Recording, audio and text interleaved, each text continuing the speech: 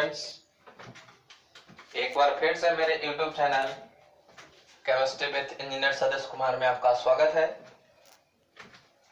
अगर अब हम बात करें बाबू, तो हम लोग चैप्टर पढ़ रहे थे केमिकल काइनेटिक्स। आज हमारा ये केमिकल काइनेटिक्स का लास्ट टॉपिक होगा। चलिए, तो हम बात करें तो ध्यान से देखेंगे। आज का जो हमारा टॉपिक है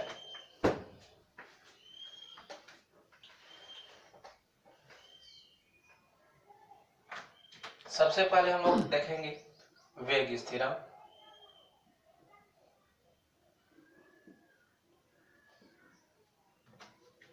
कोई पूछा आपसे कि वेग स्थिरांक किसे कहते हैं, तो कोई नहीं पूछेगा, क्योंकि यह एक कांस्टेंट है और कांस्टेंट को ही बोलते हैं हम लोग वो वेग स्थिरांक। तो ध्यान से देखेंगे, जब प्रत्येक अभिकारक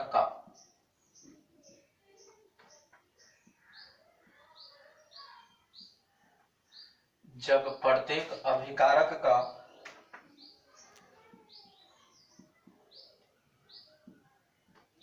मोलर सांद्रण 1 मोल लीटर इनवर्स हो जाता है, तो उसे वेग स्थिरांक कहते हैं।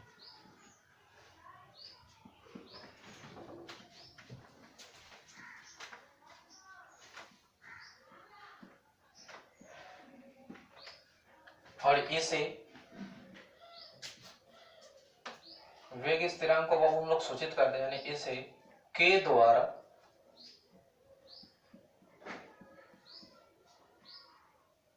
सूचित किया जाता है।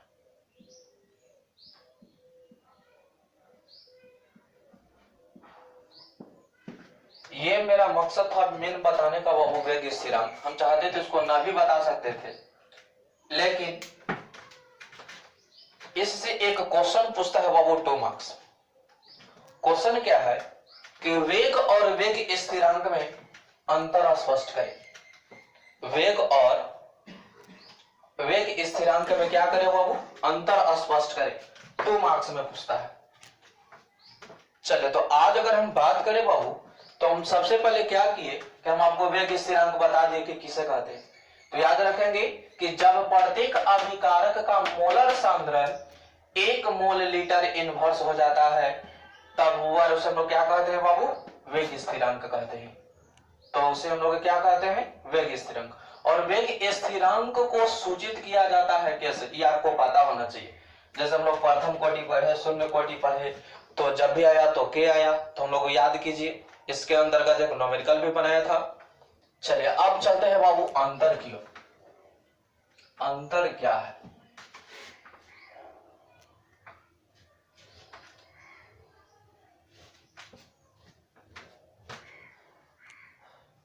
वेग,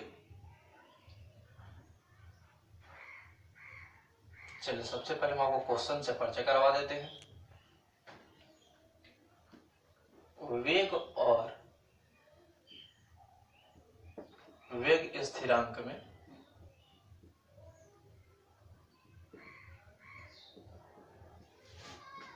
अंतर स्पष्ट करें।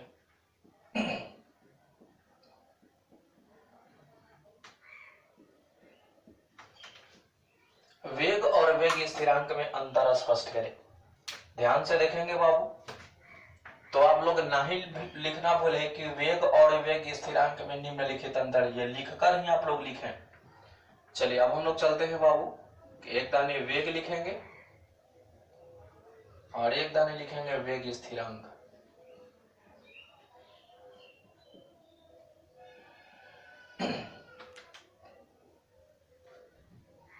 चलिए, तो ध्यान से देखिएगा बाबू।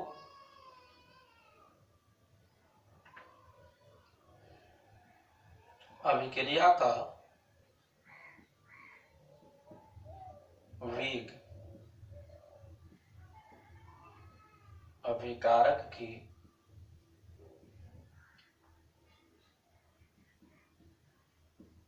मोलर सांद्रण पर निर्भर करता है।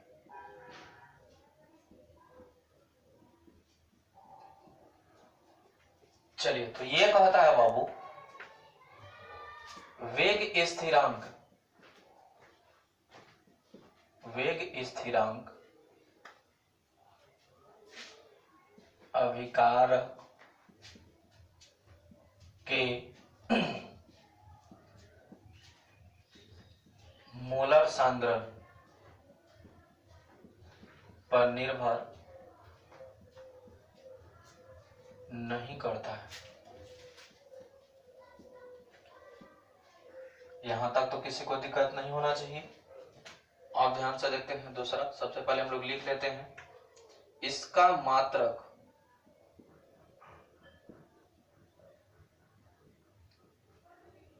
Mole litre inverse. चलिए इसको नीचे लिख लेते हैं।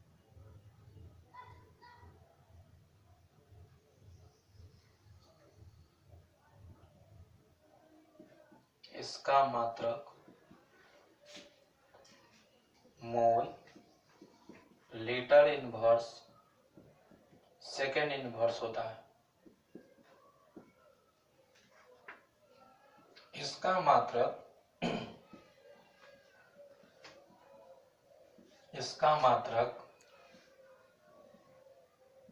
प्राकृतिक पर निर्भर करता है।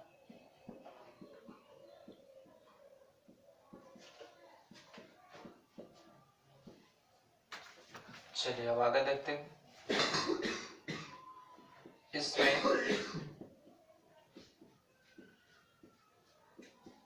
अभिक्रिया संपन्न होने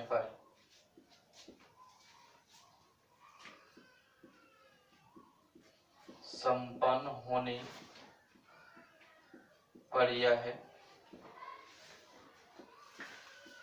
समय के साथ घटता है।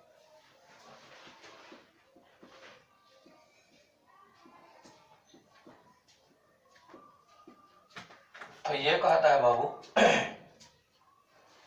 इसमें अभिक्रिया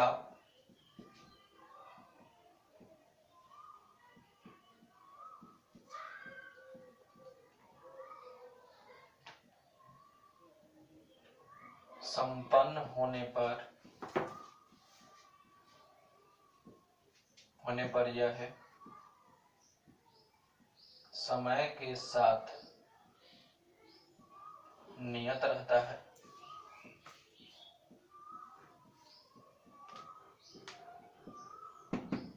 यहां तक किसी को दिक्कत नहीं होना चाहिए। चलिए हम आपको लास्ट पॉइंट से परिचय करवाते हैं।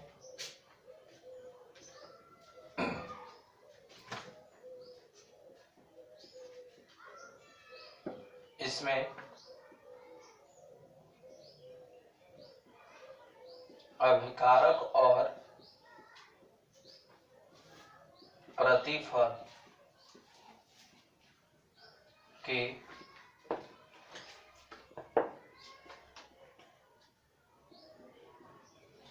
मोलर सांद्रण में परिवर्तन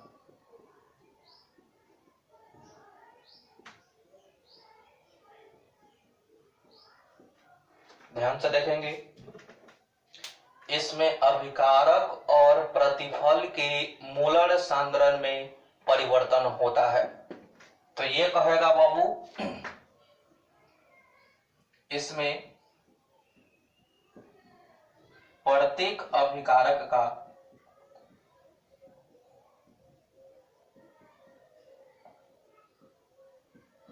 मोलर सांद्रण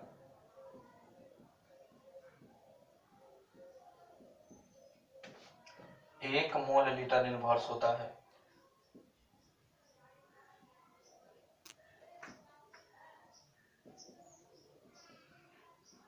ये था आपका वेग और वेग स्थिरांक में अंतर। एक बार रिपीट कर देते हैं, ध्यान से देखिएगा। अभिक्रिया का वेग अभिकारक के मोलर सांद्रण पर निर्भर करता है। तो वेग स्थिरांक कहता है कि वेग स्थिरांक अभिकारक के मोलर सांद्रण पर निर्भर नहीं करता है। वेग कहता है कि हमारा जो मात्रक यानी इसका जो मात्रक होता है मोल लीटर इनवर्स और सेकंड इनवर्स होता है। तो ये कहता है कि हमार जो मात्रक होता है वो कौन पर निर्भर करता है? प्राकृतिक पर। तीसरा इसका कहता है कि इसमें अभिक्रिया संपन्न होने पर, इसमें अभिक्रिया संपन्न होने पर यह समय के साथ घटता है। तो ये कहता है कि इसमें अभिक्रिया संपन्न होने पर यह समय के साथ नियत रहता है। अब बात अगर नेक्स्ट करें तो ये कहता है कि इसमें अभिकारक और प्रतिफल के मोलर सांद्रण में परिवर्तन होता है। तो ये कहता है बाबू कि इसमें प्रत्येक अभिकारक का मोलर जो सांद्रण होता है वह 1 मोल लीटर इनवर्स होता है। यहां तक तो किसी को दिक्कत नहीं होना चाहिए। अब हम लोग चलते हैं आगे की ओर। अगला जो अंतर है बाबू वो भी 2 मार्क्स के लिए इंपॉर्टेंट है।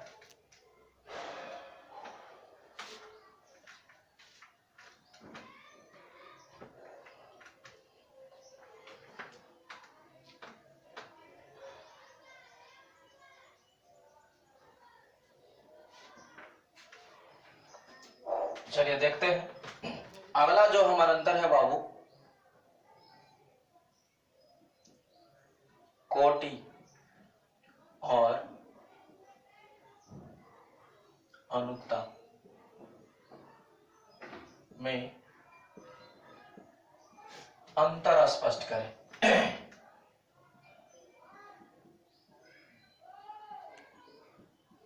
तो फिर वैसे लिखेंगे कि कोटि और अनुक्ता में निम्नलिखित अंतर है। उसके बाद एक दाने हेडिंग बना लेंगे हम लोग कोटि का, और एक दाने हेडिंग बना लेंगे हम लोग अनुक्ता का। तो सबसे पहला पॉइंट कहता है कोटि का, सबसे पहले लिख लेते हैं हम लोग। तो अभिकारक के घातांक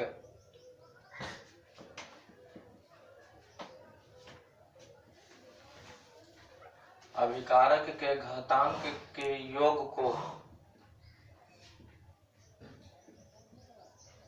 कोटि कहते हैं।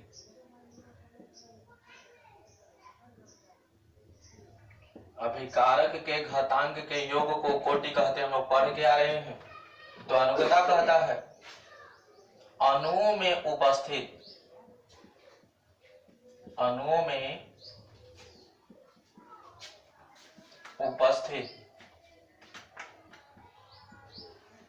परमाणुओं की संख्या को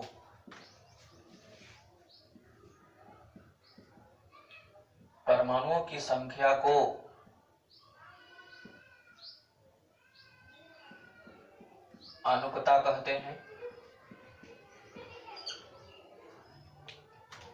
दूसरा पॉइंट ध्यान से देखेंगे बाबू। दूसरा कहता है कि कोटि का मान 0 हो सकता है, यानी इसका जो मान होता है इसका मान 0 हो सकता है, इसका मान 0 हो सकता है। तो ये कहता है बाबू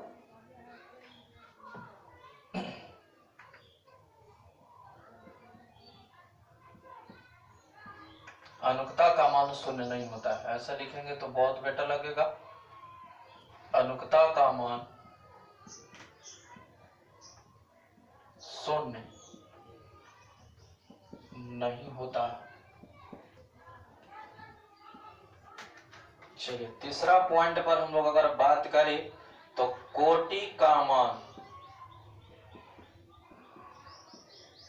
प्रायोगिक होता है।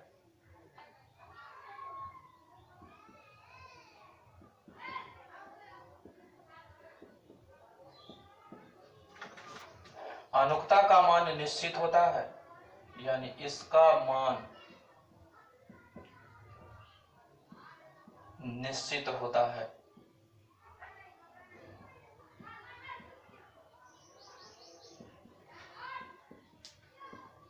इसका मान निश्चित होता है।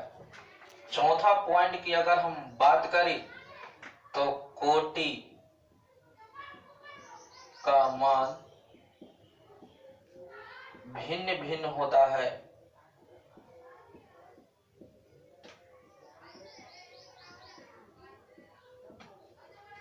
तो ये कहता है बाबू कि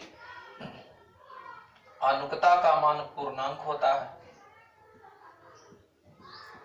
याद रखना पड़ेगा बाबू, अनुकता का मान पूर्णांक होता है।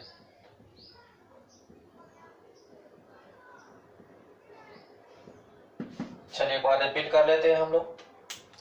कोटि और अनुकता में अंतर स्पष्ट करें। तो सबसे पहले हम अभी बताए कि कोटि और अनुकता में निम्नलिखित अंतर है। उसके बाद एक दाने हेडिंग बनाए कोटि और एक दाने बनाए अनुकता। तो ध्यान से सुनिए, कोटि आप लोग पढ़े थे बाबू के किसे कहते हैं? तो अभिकारक के घातांक के योग को कोटि कहते हैं हम लोग, कोटि कहते हैं। अनुकता की बात करें हम तो अणुओं में उपस्थित परमाणुओं की संख्या को हम लोग क्या कहते हैं? अनुकता कहते हैं। कोटि का जो मान होता है बाबू कभी शून्य, सॉरी, इसका जो मान होता है शून्य हो सकता है। जैसे हम लोग पिछले क्लास छदम कोटि के पढ़े थे तो उसमें बताए थे बाबू कि कोटि का जो मान होता है बाबू शून्य हो सकता है, लेकिन अनुकता का जो मान होता है बाबू वह शून्य नहीं होता है। चलिए अगर अब बात करें हम तो कोटि का तीसरा पॉइंट कहता है कि कोटि का जो मान होता है वह प्रयोगिक होता है, लेकिन इसका कहता है बाबू कि इसका जो मान होता है वह निश्चित होता है। उसके बाद कहता है बाबू कि कोटि का मान बाबू भिन्न भिन्न होता है, लेकिन कहता है कि अनुकता का मान पूर्णांक होता है। चलिए यहां तक तो किसी को दिक्कत नहीं होना चाहिए। अब चलते हैं बाबू इस चैप्टर का लास्ट क्वेश्चन है, उसको थोड़ा ध्यान से देखिएगा। परीक्षा में 2 मार्क्स के लिए परिभाषा के लिए बहुत इंपॉर्टेंट है।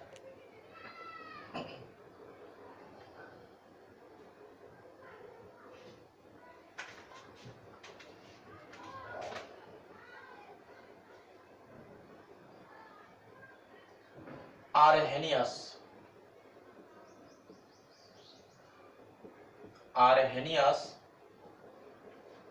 का समीकरण, आर्हेनियस का समीकरण क्या है, चाहे किसे कहते हैं लिखते हैं।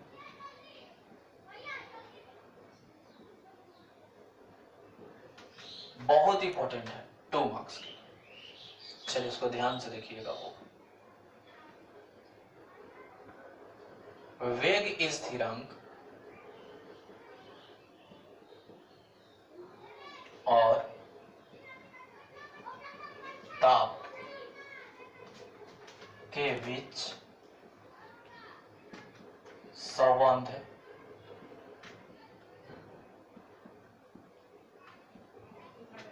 स्थापित करने, संबंध स्थापित करने के लिए आर्हेनियस ने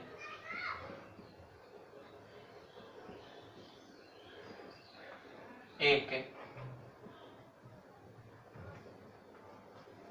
समीकरण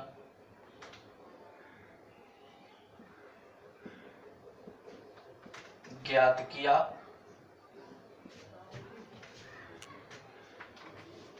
किया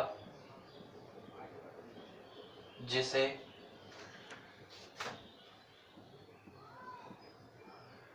आर्हेनियस का समीकरण कहा जाता है।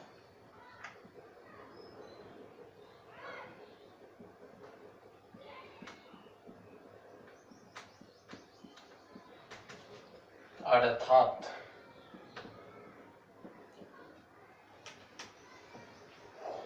के बराबर ए बटे आर टी।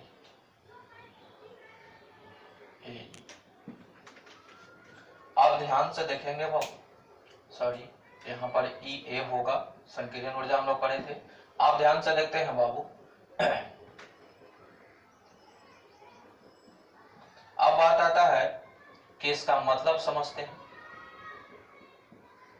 जहां के मतलब हम लोग जानते हैं वेग स्थिरांक, चलिए अब बात करें बाबू हम लोग एक तो आर्हेनियस गुणांक,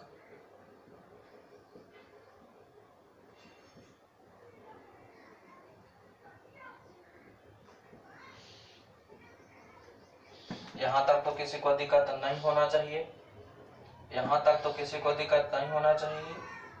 ये को हम लोग बोलते हैं सक्रियण ऊर्जा जबकि हम लोग पढ़ के आ रहे हैं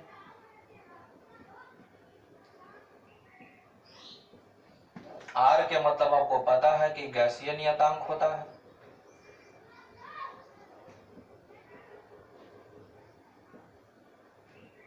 और T के मतलब तो आपको ऑलरेडी पता है कि टेम्परेचर होता है।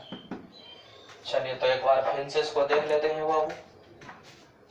कोई पूछा कि आर्हेनियस का समीकरण क्या है, तो याद रखेंगे बाबू हमेशा, और खास करके बाबू इसको तो जरूर खास करके ऑब्जेक्टिव में पूछा जाता है कि आर्हेनियस का समीकरण है, तो याद रखेंगे बाबू ये एक ऑब्जेक्टिव का आपका सेक्शन है। अगर आप चाहते हैं कि ऑब्जेक्टिव का सेक्शन मेरा मजबूत रहे तो समीकरण को याद रखें। कहता है कि आर्हेनियस का समीकरण किसे कहते हैं, तो वेग स्थिरांक और ताप के बीच संबंध स्थापित करने के लिए आर्हेनियस ने एक समीकरण ज्ञात किया, जिसे आर्हेनियस का क्या कहते हैं बाबू, हम लोग समीकरण कहते हैं। समीकरण होता है K बराबर EA/RT। अब जहां की बात करें तो K से हम लोग परिचित हैं कि K को बोलते हैं वेग स्थिरांक।